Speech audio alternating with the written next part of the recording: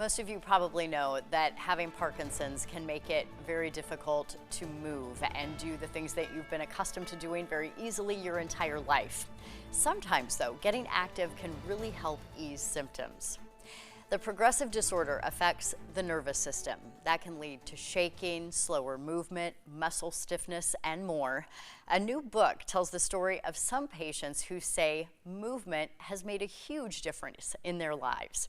Here to tell us all about it is Christine Meldrum. She's the author of the book we're going to talk about, and also we're very lucky to have the two of you here from out of town, Dr. Jay Alberts with the Cleveland Clinic and Professor Daniel Korkos from Northwestern University. Thank you all for making the time to be here today.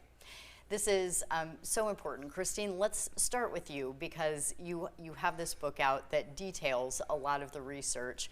How did you get involved in this? Well, it started because I was taking the research that Jay was doing with cycling, and I was implementing it into my classes in the community. And people were having life-changing results. And so that's kind of the premise of the book. It's looking at the decades of research that these gentlemen have done, and it takes the research and explains it in an easy to understand way. And then we have over 20 stories of people with Parkinson's who've had these wonderful life-changing results using the methodologies and protocols that these scientists have proven. Yeah. So Jay, let's do the history lesson because this is pretty fun about how this is rooted in Iowa. Yeah, well, I'm an Iowa State grad, so I actually started, really started for me was a patient came into class and said, I know what I want to do with my hands, but I can't make them do it. Fast forward 10 or 12 years later, I was riding a tandem bike across the state of Iowa as part of RAGBRAI, and started out, she was riding with her husband, but then tandem cycling and marriage don't always go together. And so she rode with me for the rest of the week. And she said, when I'm on the bike, it doesn't feel like I have Parkinson's.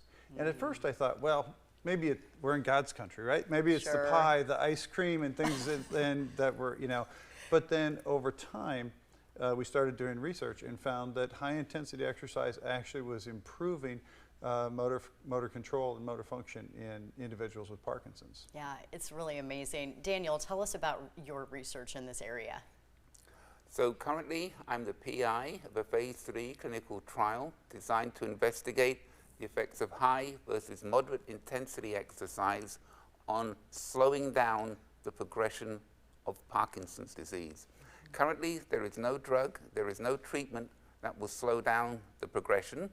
But if you look at the work of Jay and many other people, there's quite strong evidence that exercise will slow the rate at which the disease progresses. There's an enormous amount of animal research which supports this. And so if you happen to have Parkinson's disease, currently this is the best way to slow the progression. And Christine's book lays this out very nicely, simply, and clearly for you. I think it's such meaningful work for any of us who've been touched by this disease. It's so cruel. A great uncle of mine just passed away. Still had a sense of humor. You know, he was still bright in his mind, but to watch what happened to his body, it's so hard to watch. What do you want to tell people about, you know, if there are people who've been sedentary, it's really hard.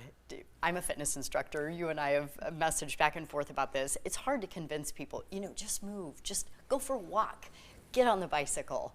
How important is it when it comes to things like this? I think it's really important. And I think what people don't understand is that if you don't move, the disease is progressing faster. And I think people don't always make that connection. And if they can, one of the things I hope they take out of the book is they read these stories of people that are just like them, that they started walking, then they got to walking faster, and then they started running. I have a woman who went from a wheelchair to running marathons. What? Yes. Wow. These amazing stories that you read that will inspire you, hopefully, to say, okay, she did that. I can too. So I was telling you, many years ago when we had this segment called Workout of the Week. Sonia Height, Susan, and I went all over Central Iowa doing virtually any kind of workout people invited us to do. But one of the more memorable ones was we did a boxing workout with Parkinson's patients. It was specifically designed for Parkinson's patients. Jay, how beneficial is something like that, to have a specific class for people with this disease? Yeah, I think it's super beneficial because, one, you're exercising with people who look and act just like you, and so nobody's caring if you have a little tremor or things like that. And boxing in particular, you know, we see the Rocky movie of them hitting the speed bag, and that seems very easy. But it's a very complex motor control activity in terms of timing, and so I think that those are community type organizations, or community exercise like that is fantastic, not only for the exercise, but also for the camaraderie and the accountability. Okay, our producer Lisa is telling me that I need to wrap this up. Unfortunately, I could talk to the three of you for a very long time. Maybe we'll set up a Zoom interview or something like that. We can do something more in depth online. I appreciate your time and your work. Thank you. Thank you. Thank you very much. We'll be right back.